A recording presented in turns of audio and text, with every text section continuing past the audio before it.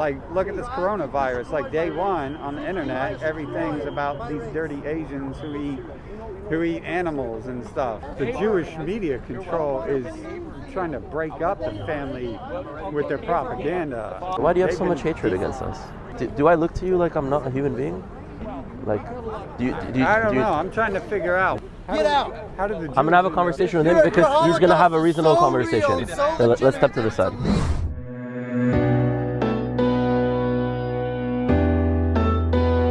Shalom, my name is Rudy Rockman. We're outside of the 2020 AIPAC Policy Conference, Hebrew year 5780.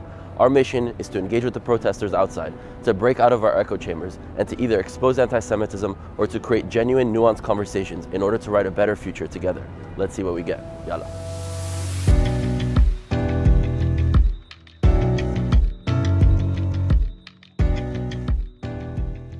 How did the Jews end up with so much power? What's his secret? Not all Jews are successful. There are many Jews that live in poverty, including in Israel, including in America. So the idea that all Jews are successful is not true.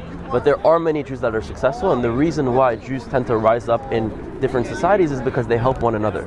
We have a fundamental part of our culture that we see each other as brothers and sisters, as family, because we descend from one family. We come from Judea, which is our homeland that we were kicked out of. We were all physically displaced, and that's how we try to help one another. Now, it's not always the case. Some Jews don't help one another. But that's, to answer your question, we try to stick together. What he's saying is that the Jewish media control is trying to break up the family with their propaganda. But first of all, I'm totally against the breaking up of any family. And you know, I hear this Jewish media thing all the time, but if you look in the media, there's constantly stuff against Israel. If you look in the media, as anti-Semitism happens, media. But like, how would it make sense that it's Jewish media if all that you hear, especially on left-wing media today, is all against Israel? Or there's anti-Semitism that happens and media sources refuse to report on it. But NBC, CBS, ABC, Leslie Moonves, Google, Facebook, it's all Jewish owned. Like seriously, at one point, like I stopped looking into who controls Earth, and I just want to know your secrets. So we don't control Earth. Do you know how many Jews are? You do. Do you know how many Jews are in the world, percentage-wise? Am I educating you? Oh no, but I have a question. Are you really? I have a question for you. How many Jews exist in this world, percentage-wise, in your opinion? Well, supposedly not a lot, but I don't know. So many of my friends are Jewish. If you had to give like a number, like percentage-wise. I couldn't, because in my own life, I'm pretty sure I've been raised by Jews like most of my life. And so why do you have so much hatred against us? I don't have a hatred. But when you say things like we control the media and we do this and we do that, that comes from deep pain. That's not hate. That's Mark Zuckerberg that's fine. Is Jewish. So that means that I've never met. I don't know anything about Mark Zuckerberg. What does that have to do with an entire people? So if I find a successful white man, as he was saying, that would mean all white people are responsible for the things that this person does? That's what you're doing to Jews. Well, I mean, white people don't work together very well, but their empire doesn't exist because they don't work together, though. Okay, so we don't have an empire. We believe in being free individuals wherever we live and to have our homeland and live in our homeland.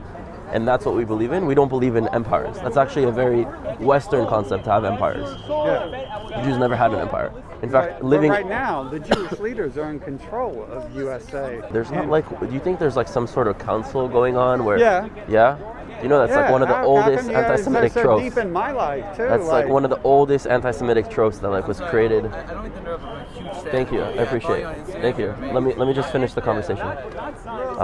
That's one of the oldest anti-Semitic tropes to try to, again, the way anti-Semitism has historically been spread is find the source of suffering of a community and blame it on the Jews. In a white society, the Jews are not allowed to participate in agrarianism. Agrarianism is the form of commerce done through trading with crops and cattle. That's how people would make business back in the day. Jews are not allowed to own land. What did the white society, the king and queen, force the Jews to do? To be money lenders, bankers, and tax collectors. Why? Because if the top is taxing the bottom, let's put the Jew in the middle as the people that collect those taxes, not even for them, for the king, but the face will be the Jew. And so that's historically how anti-Semitism has been spread. Find suffering, you might have real points of real issues that are happening, like media not being honest, media trying to push agendas, media trying to break up families and to polarize populations in order to control us. These are all real things that I agree with you that exist. But to put it on the Jews is, you know, a mindset that you got into or you bought into that allows you to be played. Well, I used to blame white people because we're told it's a white nation. I don't think it's any specific nation. Well, I think I'm not going to let white people I think it's people off of for power. what they've been doing. I think it's, well, are you with him? Yeah, kind of. So I mean, this he's is my like, first time he's bringing fighting him for out. the white people, and you're. Yeah, I represent the white race. That I want you and your people out of all white nations now. Don't care about your fake Holocaust. Yeah, well, I'm even ground, so I'm not. These are just the only people willing to talk about this stuff. I mean, I'm willing to talk, and I appreciate you having you know, calm demeanor and being able to have a conversation, because if we scream above each other, I mean, what's the point? At the end of the day, we both exist. You know, history is huge, and we both exist in this small little time. We're both alive right now, and we have the ability to actually try to make the world a better place. And if we don't really come together and have conversations and try to deal with real issues, we're not getting anywhere. Because more violence leads to more violence. What is that going to help anyone? So although I disagree with a lot of things that you say, and you of course disagree with a lot of things I said, that's fine. I appreciate the fact that you're willing to engage and speak in a way that we could actually at least listen to each other. Maybe not understand everything, maybe not agree with everything, but at the very least, be able to hear one another. Yeah, I try to be that way. Like I said, it was never really hate. I was, you know, I'm tired of white people always calling to, like, you know, kill these other people. Like look at this coronavirus. Like day one on the internet, everything's about these dirty Asians who eat animals and stuff, and it's just like they're being trained to hate all these other groups. Yeah, I mean, I don't know about specifically this, but I'll tell you that I think the media is very, you know, manipulative. They pursue their own agendas. They pursue the people who give the money to those medias. They want to, you know, just say things for their demographics, those that will watch the media and be able to sell advertisement to them. I don't think the media is honest at all. So I'll agree with you that there's deeper issues with the media that have to be dealt with, and the source of information should not be from there. But again, when you pin an entire suffering on one population, that are all human beings. Like, do I look to you like I'm not a human being? Like, I don't know. I'm trying to figure out. Do you think I'm not human? And the only knowledge seems to come from the Jews and their leaders. I mean, like you said, but you work many together, yeah. And so you have like the kind of the oldest history, at least the oldest civilization. That one of them, yeah. Seems to be high up there on the ladder. So because we've survived for so long and we tend to help each other and be successful, you know, when we're not being pushed down, that you think is why we are the ones causing all this pain? No, just because if I name like the 8 people who control all the big media, it's all Jewish led. But if you look at Jewish 50 leaders. and you find 8 out of 50, then it's like...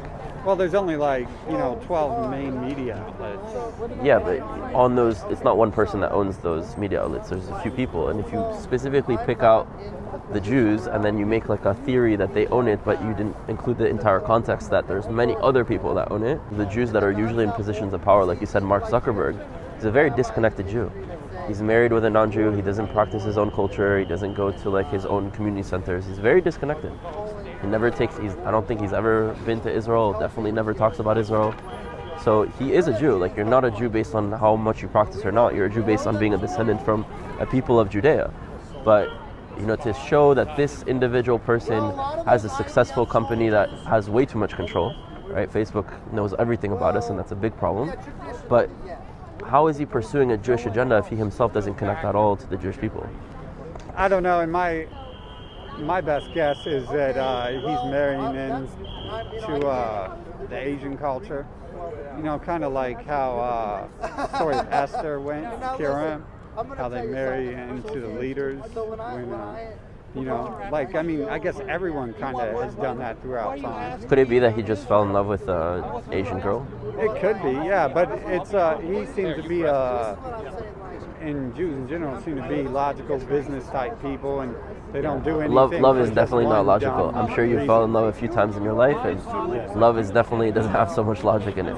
Yeah. But I think he fell in love with someone that I think he should be married with a Jew, because in our opinion we need to preserve our children's identity by raising them in a family that is able to pass down the values, the culture, the history, the identity. That's why it's so important for us. Not necessarily because the spouse needs to be Jewish, but more so the kids need to be Jewish.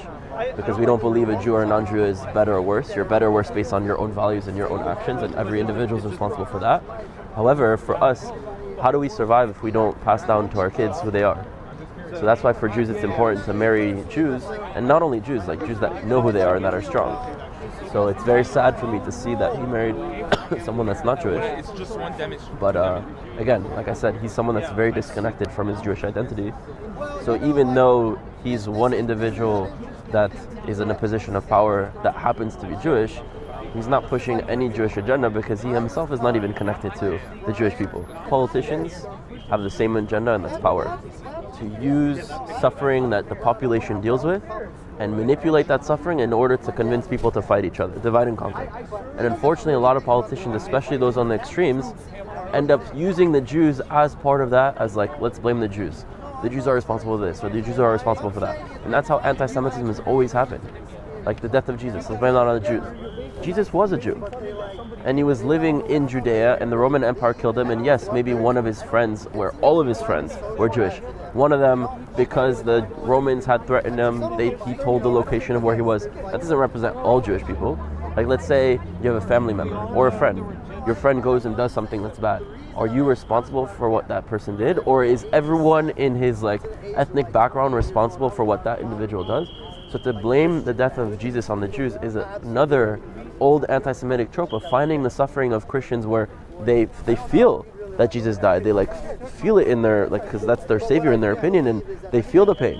And so to use that pain and to push it onto something is just a way to kind of shift someone's attention, instead of dealing with the problems that are on the top, to shift the attention on the Jews. And that's how the Jew has always been used in a white society.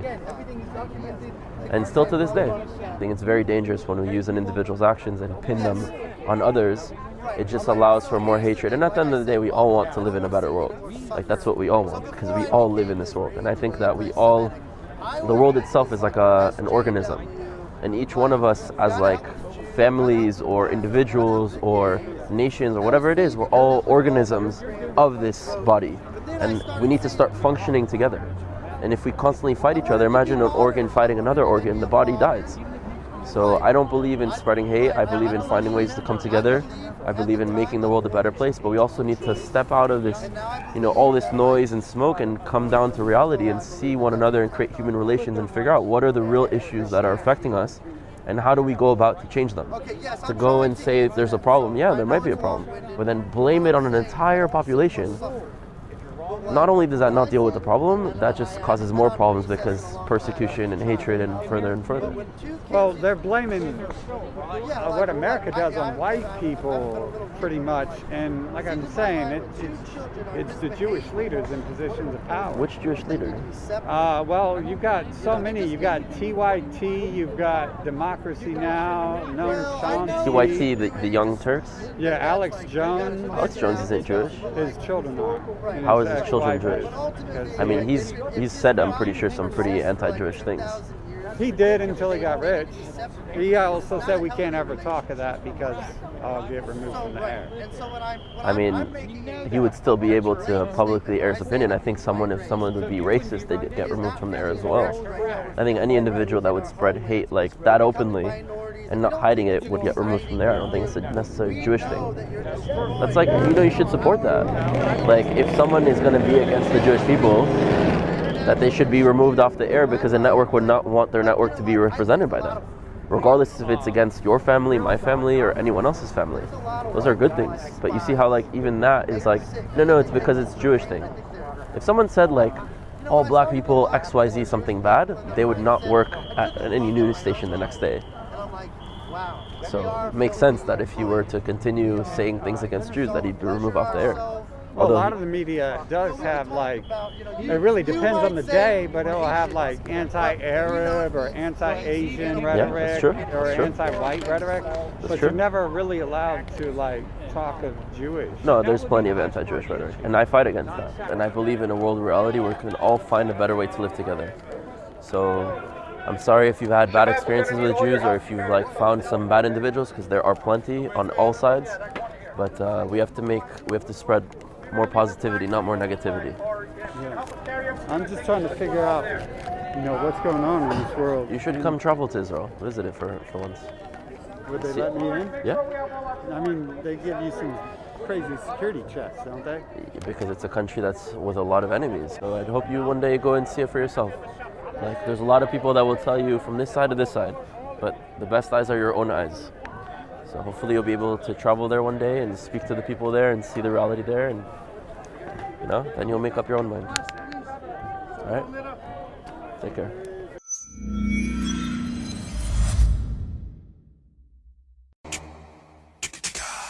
To stay up to date with JTV content, click subscribe here if you're on YouTube and hit the alarm bell. And if you're on Facebook, hit the like button, and under following, click see first. If you enjoy watching JTV content and want to help us continue to grow, please consider making a donation to us by clicking here.